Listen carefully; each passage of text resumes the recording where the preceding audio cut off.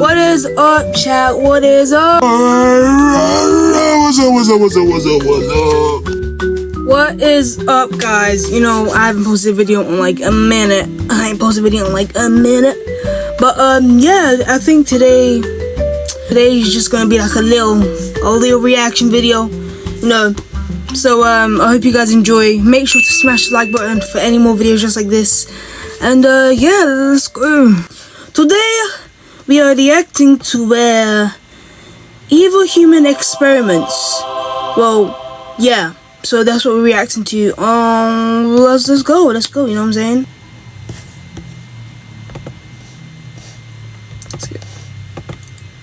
Why can't I hear anything? What? Why can't I hear anything? Okay, let's go. Let's start. Evil Human Experiments. Oh. Part 4. Part 4? Oh. I missed part 1 then? This was the WillowBrook State School for Children with Intellectual Disabilities in Staten Island, New York. Yay! And it was home to one of the worst cases of human experimentation ever conducted on American soil. Oh.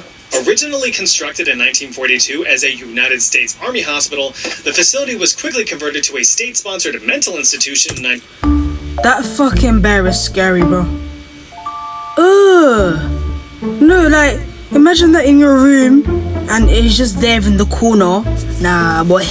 Nah, that shit is scary. 1947, after the World War sequel rolled its credits. But as you can imagine, anything state-sponsored usually turns to shit over time. Well, over the following decades, everything went to shit.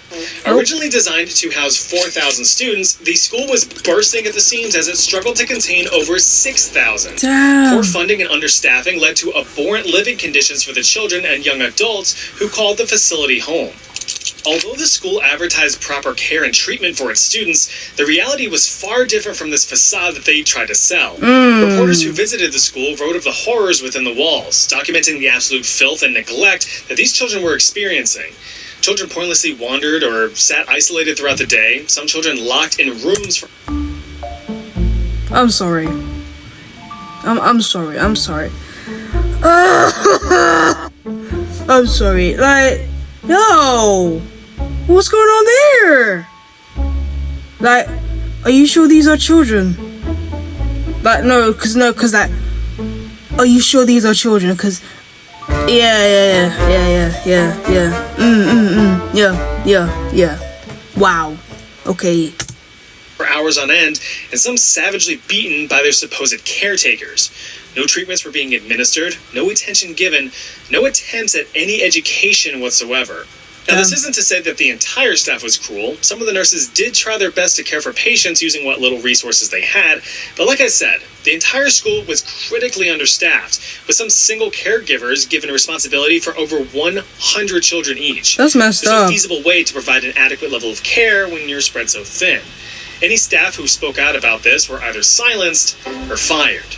New York state representatives couldn't give a flying flip about the living conditions of those that they deemed parasites on society. It's a waste of money, it's a waste of labor.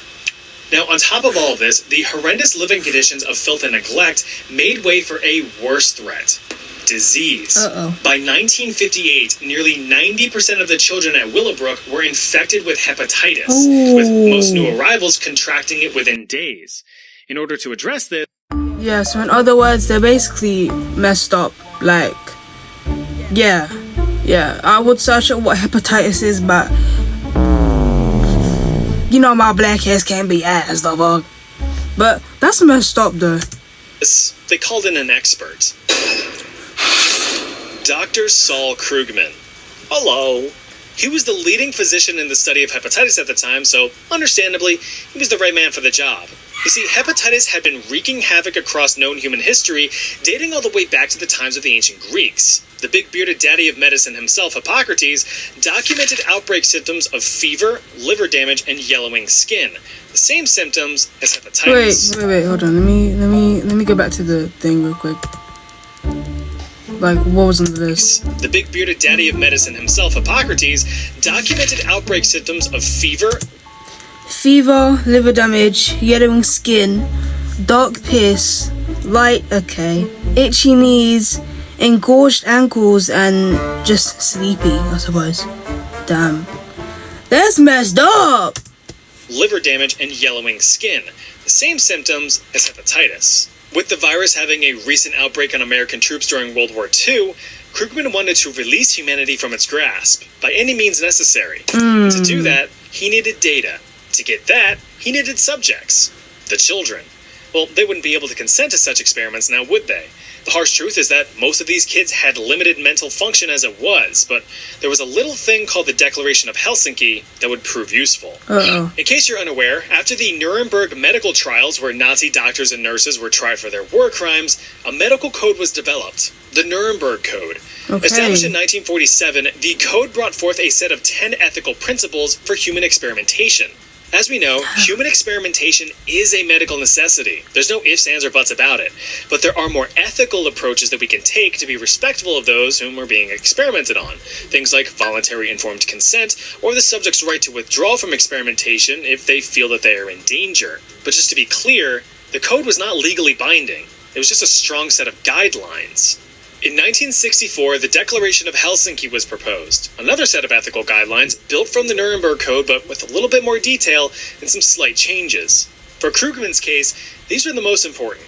Informed consent could now be granted by legal guardians should the subject be incapable of providing consent. So basically, in other words, they didn't have any consent and all the tests run by them was messed up as shit, bro. That's basically what it says, yeah. Like, if you guys don't know, I'm actually an expert in this, you know? I'm actually an expert in experiments. Yeah? Alright, yeah? Like, I actually went to Brazil to experiment on lab rats, and I came back to the... Like, to be honest, obviously I came back from the UK, and, you know, yeah, I just experiment on people. I don't think that's a good thing to say. No. Anyways. Themselves. Also, medical providers were given the responsibility to stop experimentation if, in their judgments, the experiments were causing harm. So, how did that last pill make you feel? Pretty good. Oh. Symptoms have dissolved. Good. This revised set of codes put Krugman at an advantage, and he was about to activate his trap card. He now had a slew of potential test subjects at his disposal. He just needed their guardian's consent. Krugman then drafted carefully worded letters explaining the research, recruiting parents to send their intellectually disabled children to WillowBrook. Parents were promised that if they gave consent, their children would be given priority to be admitted to newer and cleaner research wards and given experimental vaccines to possibly become immune to hepatitis. They were basically told, hey look, your kid's gonna get hepatitis anyway. Might as well let us test this experimental medicine. Sure, WillowBrook did have a terrible reputation as a care facility, but it was still a care facility and remained the only option for some families. Within a few weeks, Krugman had 700 children volunteered by their desperate parents. Bro, 700, bro. And things that were like 1 star, yeah, you're cooked. Your child is gone, depleted, disintegrated, off this earth, bro. Like, if you think those experiments are actually gonna be good, come on now. I mean, look at the flipping title. Like, bro, nah, boy. Parents who just wanted to give their children a chance at proper care that they couldn't provide themselves. Upon admittance into the school, experiments were conducted in 2 main phases, one for immunity studies and the other for treatment studies. The immunity group was injected with antibodies and closely monitored to gauge their efficacy. Children simply carried on their day-to-day existence to see if they would still contract the virus. The other group were the unlucky ones. While still given the antibodies, they were deliberately infected with hepatitis. This was either done with direct injection or the drink. A mixture of chocolate milk and infected fecal matter from sick children. Yeah, see, like, I would drink the chocolate milk, but not the, yeah. So, see, but the fact that it's together, the fact that it's together makes it worse. Like, like, wouldn't they tell? Oh, Jen, no, they wouldn't tell, to be honest, because then again,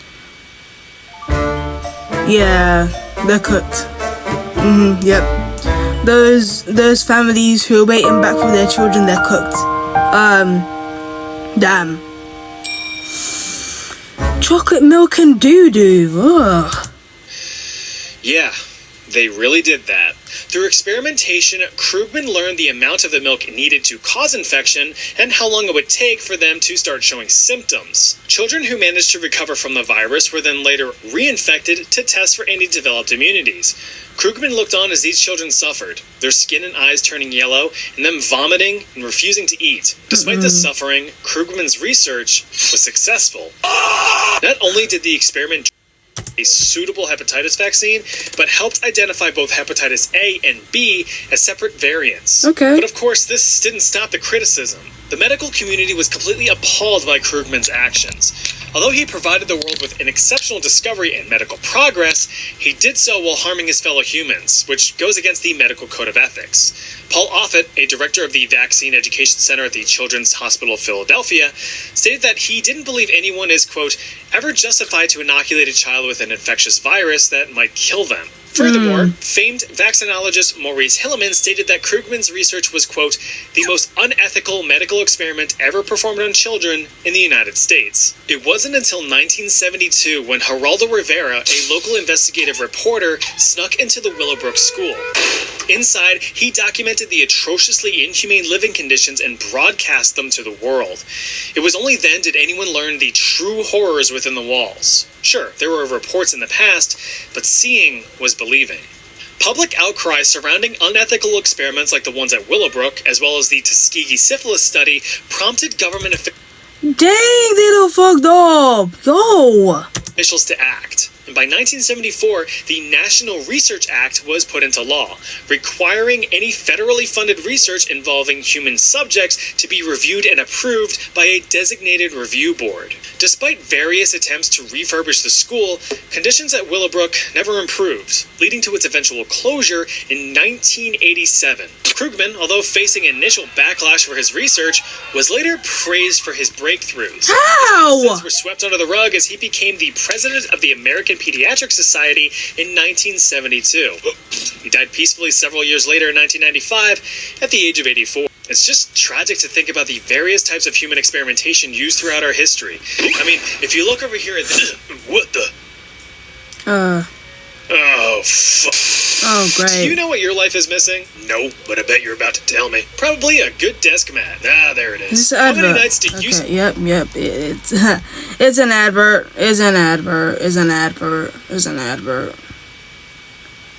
Let's go to... Yep. Just that one there, Wolf. Alright. Okay, whoa. That's right. First Nations Nutrition Experiments. Canadians are usually seen in a pretty great light, their morality as high as their house prices, but not everything in their history is all sunshine and syrup. Back in 1942, while the world was going to war over in Europe, Canada had itself quite a domestic display of detrimental dread that would cause suffering for over a decade. The Canadian government was making a push to set nutritional standards across the board for all Canadians, setting a baseline for a healthy and nutritious diet so that little lads and ladies could grow up to be formidable fellas and fellettes. It was around this time that breakthroughs in vitamin and mineral isolation were being made, allowing individual supplements to come to market. So, what's this one called? Oh, that's vitamin A. Huh, vitamin A. Neat. Research surrounding the daily recommended intake amounts of such supplements was critical to give proper recommendations for general public consumption. Not only that, but researchers were curious if these supplements could provide additional health benefits outside of just maintaining normal bodily function. In order to test the true advantages of these nutrients, you needed a night and day comparison, both strong and healthy subjects and malnourished ones. Very malnourished ones. Oh, gosh. Enter Canadian nutritionist and biochemist Lionel Pett. He heard whispers of severe malnutrition amongst various indigenous populations in the Great White North, particularly in the northern region of the province of Manitoba. He brought along a couple buddies. He had Dr. Percy Moore, a medical superintendent in the Department of Indigenous Affairs, as well as famed nutritionist and pediatrician Dr. Frederick Tisdall. Together, the three men set out to investigate the claims. What they found was nothing short of tragic. To say that these people were starving would be an understatement. The level of malnutrition was crippling. Damn. Elders were completely bedridden, children had their growth drastically stunted, and even the able-bodied adults were barely able to function. This led the indigenous population to experience dramatically disproportionate death rates, nearly 52 times the rate of tuberculosis deaths, 8 times the national rate of infant mortality, and 5 times the overall death rate. And that wasn't all. Hunger in these state-sponsored boarding schools for the indigenous children was a constant plague. Thanks to intentional underfunding from the Canadian federal government, these schools... Well, in other words, they're basically cooked. I actually think I'm sleepy, you know. I have no clue why, but I'm sleepy, you know what I'm saying? You know, I'm sleepy type shit. Yeah. This one is also going to be a fucked up one. I mean, this title is called The Most Disturbing Evil Human Experiments in History. I'm guessing you guys already knew that since I told you that in the intro. Why am I mentioning this again, bro? Like, what? Were incapable of providing decent food for students. Oh, Some schools were noted having no refrigeration or appliances, no basic sanitation, or even trained kitchen staff. School children had no choice but to consume food that was practically inedible. Soggy scraps of bread and old water, rancid bits of meat, and rotting vegetables were the norm. Children were estimated to only be consuming around 1,200 calories a day if they were lucky. That's well below even the bare minimum recommended caloric intake of 1,400 calories a day. Approximately 28% of the girls and 70% of the boys were reported as underweight for their age. But instead of bringing these issues, the very obvious root of school-wide malnutrition to light, Pett, Moore, and Tisdall saw these withering children and thought, "Great, there's our test subjects." And so they got to work. Their goals? Study the negative effects of malnutrition itself and if they could be positively offset by nutrient-fortified foods. Together, the 3 men gathered data points using over 1,000 Indigenous children from several boarding schools across Canada. Blood samples, physical exams, and aptitude tests, all used to establish... Yeah, so, in other words, I'm kind of proud to be living here, you know, 2025 type shit. Flipping out. You already know that the experiment is generally gonna go wrong. Like you already know type shit. You know what I'm saying? You know what I'm saying? Like chat like that. A baseline across 2 years. 2 grueling years of known malnutrition for the sake of data collection. Imagine doctors coming to your school, seeing you skin and bones, your brown teeth glistening in the incandescent light, and telling you that they're gonna help. But in 2 years. Insane. In 1948, Moore and Tisdall began their experimental design. Until Tisdall bit the dust a year later in 1949. He was 55.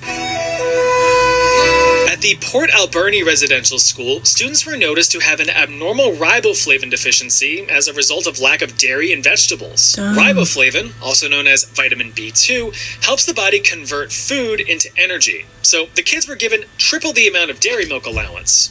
That's it. Just more milk. That's the it. Shubenacadie School, crazy name as it is, showed lower measures of ascorbic acid, or vitamin C, in its respective blood sampling. Vitamin C is pretty important for your immune system. Helps prevent you from getting all the icky sickies. Half of these students received vitamin C tablets. The other, placebos. Children at the blood school were pretty low in vitamin B1. Also known as thiamine, vitamin B1 plays a vital role in cellular growth and development. They were given a tasty vitamin B fortified flour. Eat up. Similar to Port Alberni, St. Mary's children also lacked riboflavin, but instead of milk, these kiddos were given a fortified flour containing bone meal, which wasn't even legal for sale under Canadian law. Finally, the very unfortunate students at St. Paul de Métis were left with no changes whatsoever. They were the control group. Sorry, guys. What? Despite the knowledge of the severe lack of quality of nutrition at each and every one of these schools, no additional interventions outside of these supplements were ever made. In fact, many of the staff were actually instructed to withhold any access to dental hygiene for the students, lest it... Yeah, so their breath is gonna stink. Absolutely egregious, by the way. So, yeah, you're gonna be smelling their breath from a mile away. It's gonna be smelling of tuna and fish and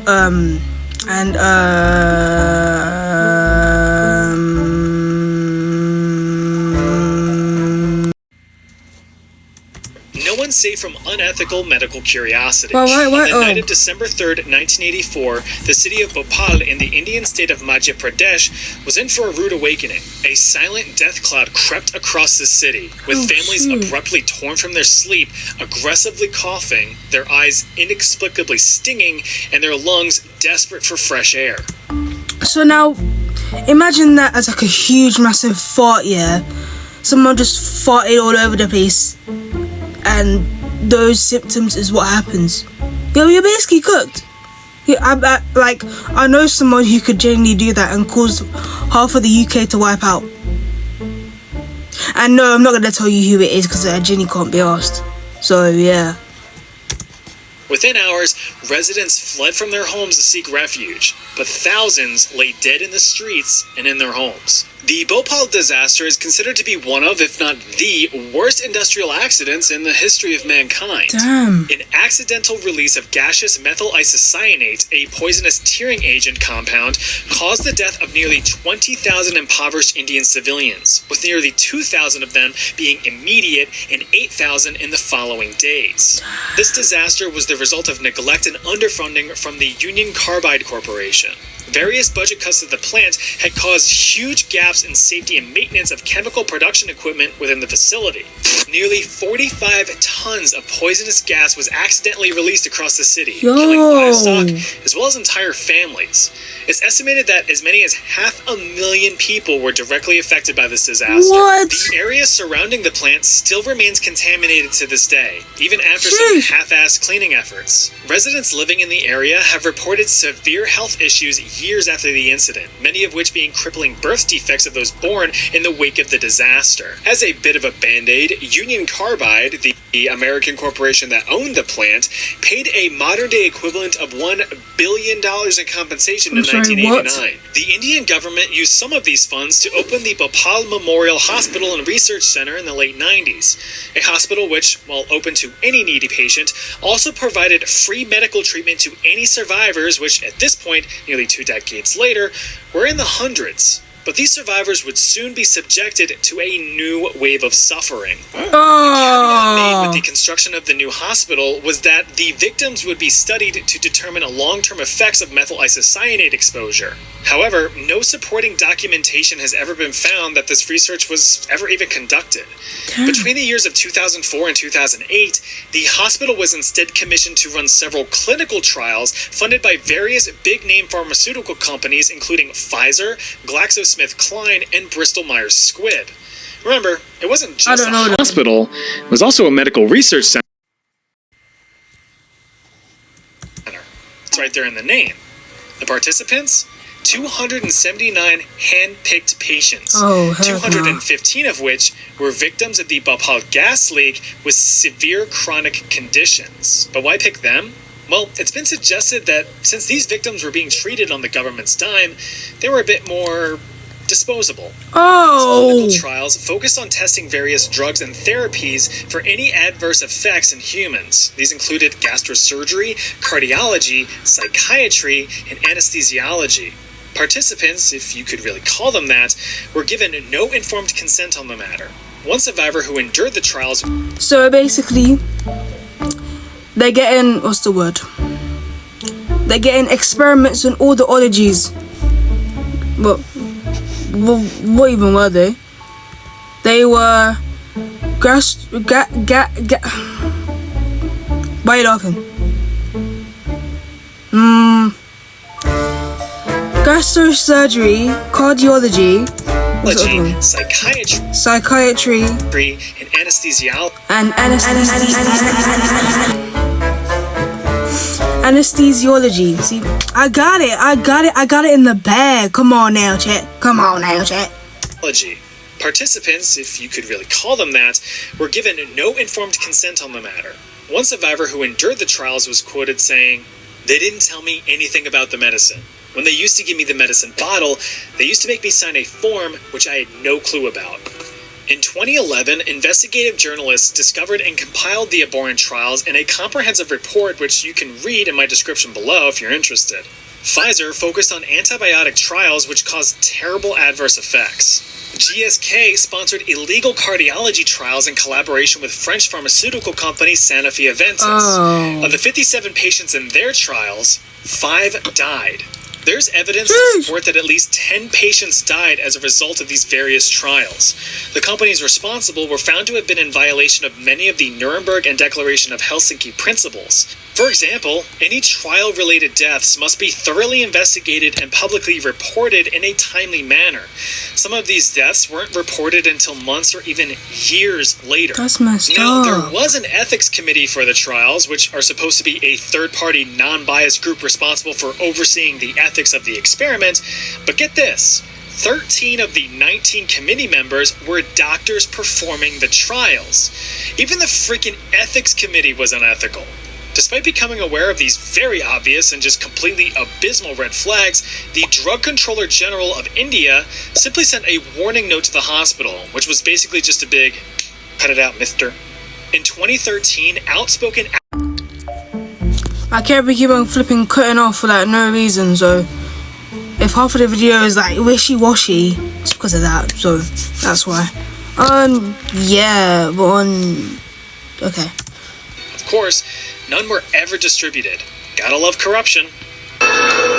San Quentin Experiments. Sit down, strap in, buckle up, clench your cheeks, and put any food down for this one. I'm sorry, clench my cheeks. Oh, I get it, yeah. These ones, yeah. These ones. Yeah. Obviously not the, yeah. Come on, guys. Come on now, chat. Come on now, chat. This is Dr. Leo Stanley, a real sick son bitch. Born in 1886 to a house of learned doctors, Leo grew up to continue his father's legacy. So in 1913, fresh out of school, gripping his medical degree in his sweaty palm and with little to no surgical experience, Leo became the chief surgeon of the San Quentin prison in, you guessed it, San Quentin, California, the state's oldest prison. Leo's first impressions left much to be desired. Oh. The prison was cramped and run down with little to no air circulation, no natural light, and the worst offender of all, according to Leo at least, was the lack of racial segregation. In response, So basically, they're gonna be smelling butt cheese in the prisons. A whole bunch of people are gonna be dropping the soap 24/7. What's another thing? Racial segregation. So what they want to do is that they want to separate this one and this one, like that. You know what I mean, love? This guy is an absolute D-head. Yeah. Proper D-head. commissioned a new building, one with fresh air, warm light, and people separated by the color of their skin. Although in a position of responsibility as a healer, Stanley made it very clear that he was the one in charge, leveraging medical attention against bad behavior. Accounts from inmates attest to Leo's apathetic approach to their medical needs. Dwight Myers, who had a reputation as more of a rowdy rascal, had suffered a crushed hand while operating a piece of machinery. Myers was rushed to the medical wing and begged Dr. Stanley for help. Oh, fuck! Doctor, we need to get him to surgery. Hell no. Slam him on the table right there, get the bone clipper, and get to work. And thus, Dwight was minus one hand and plus one infection. Oh my gosh. Without anesthesia, by the way. What? Convicted criminal and ironic name haver Steve Krim was also known for causing a ruckus on more than one occasion, having been sentenced to solitary confinement multiple times. On one such an occasion, he complained of an agonizing pain in his groinal ball region. Stanley, who didn't give a fickle flying fuck, refused to see Krim. After 3 months in solitary confinement, Krim suffered a brutal ball blast. His scrotum had ruptured. He was sent off to the hospital wing only to be met with indifference from the good doctor. Well, it's too late to treat it now. What are you, nuts? Oh, wait. Yeah. I know that joke isn't funny, but it's funny. Oh, that's messed up. That's messed up. They basically pop like a balloon. 2 balloons, in fact. But yo, oh, man. You ain't. Get out of here. You sicken me. Reports of abuse and neglect were prevalent across Stanley's career, but what did he care? He was a medical professional, and they were no good scumbag criminals. Well, actually, he did care to some degree.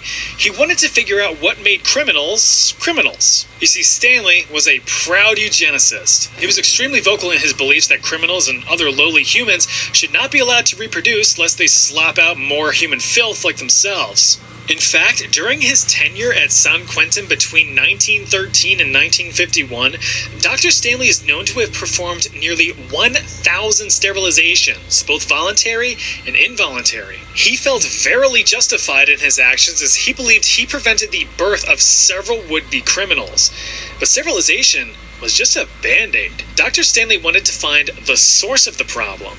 While other researchers at the time subscribed to the Lombrosian theory that pointed to physical characteristics as the reason for criminal behavior, Dr. Leo Stanley proposed another theory, that criminality lies within. Quite literally, Stanley sought to prove that some internal parts of the human body were to blame, that they could be studied to find a commonality across known criminals and differentiate those features from productive members of society. To test this theory, he focused on various endocrine glands found within the body. If you're unaware, an endocrine gland is an organ that excretes different hormones in response to your body's needs. These hormones regulate bodily functions like growth, metabolism, and your mood. Your kidneys, your pancreas, your ovaries, your balls, they're all endocrine glands. He began poking, prodding, and even full-on removing glands from prisoners. Did they consent to the surgery? No. Maybe. Stanley claimed multiple times the willingness of his prisoners to be put under the knife. But it was later revealed that most of these prisoners had suicidal and homicidal tendencies, so believe what you will. Damn. Stanley noted how one troublesome prisoner, who, upon the removal of the majority of his thyroid, experienced a night-and-day personality switch from disorderly degenerate to a calm and collected compatriot, following the and having his aggressions completely vanish. Stanley drew inspiration from the studies of Charles Brown-Séquard, the manic Mauritian physiologist who injected himself and others with a concoction of blood and animal testicles as a means of rejuvenation and reversing the aging process. You know, from my immortality video, that guy. Despite that research being widely discredited as a bunch of fucking poppycock, Dr. Stanley decided to give it a chance. He conducted multiple experiments involving the removal of testicles of freshly executed prisoners. So in other words, he liked removing mostly guys, I suppose. Well, he liked removing guys' testicles, buttocks, what's another word for them? I have no clue. But to be honest, I think he was actually obsessed with them. Like, imagine if he like put them in a jar with like resin and then kept them in that is nasty, bro. I don't know why I'm giving you guys ideas in your head. This isn't the time for that, but that is messed up. And slap them bad boys into the sacks of senile old men with the hope of making them less old and certainly less senile. Surprisingly, it worked. Kind of. While it was reported that older men were soon seen bouncing around with the strength and stamina of their younger peers, it was short-lived. Now, his reports also went into copious detail about how long-term flaccid fellas were suddenly pitching tents all over the place and all the implications surrounding that, but I'm skipping that part. You see, your balls are the main factory of testosterone, the manly hormone. Grows your muscles, your bones, your hair, and makes you want to ram your rod into anything you find remotely attractive. But the supposed benefits of the tender testicle transfer faded very quickly. But that did not stop the experimentation. Over the course of several years, Stanley continued his ball-swapping surgeries, theorizing that if he discovered the proper procedure, he could bring vitality and sanity back to aging men. Stanley thought that this breakthrough would put him on the forefront of modern medicine, that he could single-handedly rid the world of crime. By 1940, Stanley had performed over 10,000 nut jobs, some of which were donations made from animals. 10K is crazy. Rams, boars, and deer junk were just slammed in men's sacks. Some of these prisoners even received a mixture of mashed up man parts which were injected into their bellies. It wasn't until 1941 that the prison found some solace. Stanley shipped himself off with the U.S. Navy to serve in World War II as a lieutenant commander. And after the war, Stanley returned to San Quentin with extreme disappointment.